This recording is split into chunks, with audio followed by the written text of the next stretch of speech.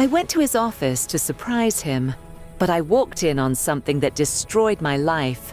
He pulled away fast. She froze, and in that silence, I realized this wasn't the first time. I never believed that one ordinary day could split my life into two separate versions, a life before and a life after. That morning started exactly like every other morning we had shared together. My alarm went off. I reached for my phone, and there it was, his message. Busy day today, meetings back to back. I smiled when I read it. That was normal for him. He worked hard, sometimes too hard, and I admired that about him. I trusted him completely. We had been together for years, not the kind of relationship built on excitement alone, but on comfort, on routines, on the quiet understanding that comes from choosing the same person every day. We talked about the future often. Marriage, a home, children someday. Nothing about my life felt uncertain. That's why the decision I made later that day felt harmless, almost sweet. He had mentioned the night before that he was stressed and exhausted, so I thought I'd surprise him. Bring his favorite coffee, maybe sit with him for a few minutes. Remind him that he wasn't alone. There was no suspicion in my heart, no doubt in my mind, just love. I remember standing at the cafe, waiting for my order, thinking about how lucky I felt. I watched couples around me, people rushing to work, and I felt calm, secure. I had no idea that within an hour, that sense of security would disappear completely.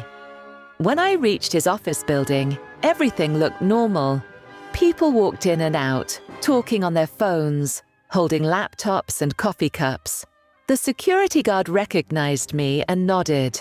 I had been there many times before. Inside, I greeted the receptionist and told her I was there to see him. She smiled warmly and said, "He's in his office. You can go right in." I wish she hadn't said that. I walked down the hallway slowly, holding the coffee bag tightly in my hand. The sound of my footsteps echoed softly against the floor. As I got closer to his office, I noticed the door wasn't fully closed, just slightly open. At first, my mind struggled to understand what my eyes were seeing. He was standing near his desk. A woman stood in front of him. They were too close, and then, before my brain could catch up, he leaned forward and kissed her. Not a quick, careless kiss. Not an awkward mistake. A kiss that felt familiar, comfortable. My heart stopped. For a moment, I couldn't breathe. My body froze as if it was protecting me from the truth. I stood there, completely still, watching something I never imagined I would see. Then he noticed me. His face changed instantly. His eyes widened in panic. He pulled away from her so fast it looked almost violent. She turned around slowly. When her eyes met mine, all the color drained from her face. No one spoke. The silence was unbearable. My hands started shaking, but I didn't realize how badly until the coffee bag slipped from my fingers. It hit the floor. The lid popped off. Coffee spilled everywhere. Still, no one moved. I looked at him. This man I trusted with my heart. This man I believed would never hurt me. In that moment, he felt like a stranger. "I can explain," he said finally, but his voice sounded distant, almost unreal. There was nothing left to explain. I didn't scream. I didn't cry. I didn't ask who she was. I turned around and walked away. Every step felt heavy, like my body was resisting what my mind already knew. I don't remember leaving the building. I don't remember driving home. I only remember sitting on my bed later that night, staring at the wall while my phone buzzed endlessly. Calls, messages, voicemails. I ignored them all. My mind replayed the same image over and over again. That office, that kiss, one question kept repeating in my head. How long had this been happening? The next few days felt unreal. I barely slept. Food lost its taste. I walked through my apartment like a ghost, touching things that suddenly felt unfamiliar. When I finally answered his call, his voice was shaking. He said it was a mistake, that it meant nothing, that he loved me. I wanted to believe him. I really did. But something inside me had already changed. When we finally met to talk, he couldn't look me in the eyes. That hurt more than his words. I asked him directly if it was the first time. He hesitated. That hesitation shattered whatever hope I had left. Eventually, the truth came out.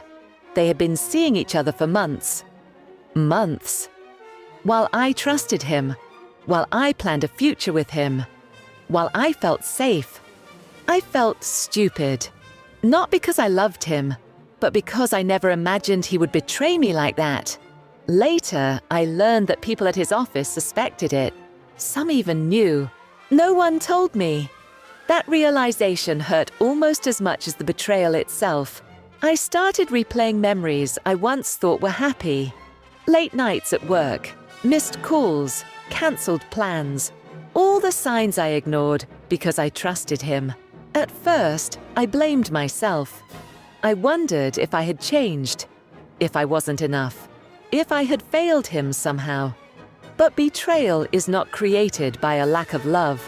It's created by a lack of honesty. One night, I asked him the question I had been avoiding. "Do you love her?" He didn't answer right away. That pause hurt more than the kiss itself.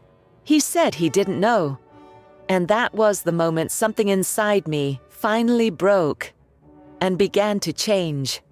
That moment didn't break me all at once. It happened slowly. After he said he didn't know who he loved, the room felt smaller, like there wasn't enough air left for me. I remember looking at him and realizing something painful, but clear. I was standing in front of someone who no longer knew how to protect me. We sat there in silence for a long time. He kept talking, explaining, apologizing, repeating the same words over and over. But I wasn't listening anymore. Because when trust breaks, words lose their meaning. I went home that night, feeling hollow, not angry, not even sad yet, just empty. I lay in bed, staring at the ceiling, replaying every memory we had ever shared. I questioned everything, the late nights, the sudden distance, the moments I brushed off because I believed in us.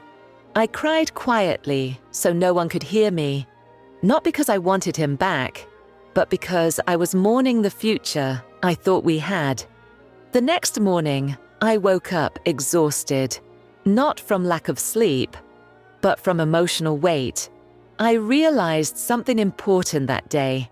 I couldn't heal in the same place that broke me. So I packed a small bag and stayed with a friend for a while. She didn't ask too many questions. She just let me exist. That meant more than she knew. The days passed slowly. Some mornings I felt strong. Other mornings I could barely get out of bed. Healing wasn't a straight line. It came in waves. Sometimes I missed him. Not the man he was, but the man I thought he was. Other times I felt anger rise inside me. Anger for the lies. Anger for the betrayal. Anger for how easily my trust had been broken. But underneath all of that, there was clarity growing quietly. I realized I had been loving someone who was no longer choosing me. And love should never feel like a competition. One evening, he asked if we could talk again. I agreed, not because I wanted answers, but because I needed closure. When I saw him, he looked different, smaller somehow.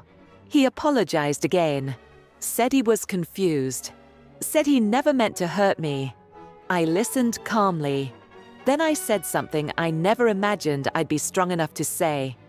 I deserve more than confusion.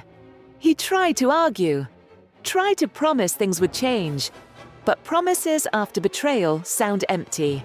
I told him I was done. Not with anger, not with hate, just with acceptance. Walking away hurt, but staying would have hurt more. That night, I cried harder than I had since the day I caught him. But those tears felt different. They felt like release. The weeks that followed were quiet. I focused on myself, on things I had neglected while putting someone else first. I went on long walks. I listened to music that made me feel alive again.